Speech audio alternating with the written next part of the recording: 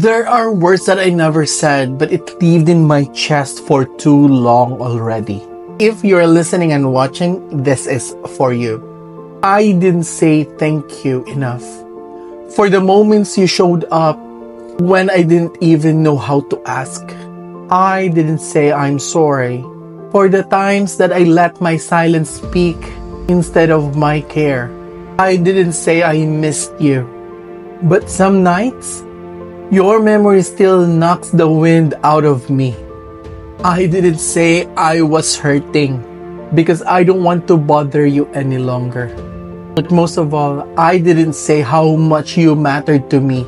How your presence, your words, your existence got me through more than you know.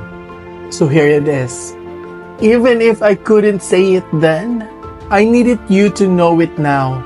That's my life lesson.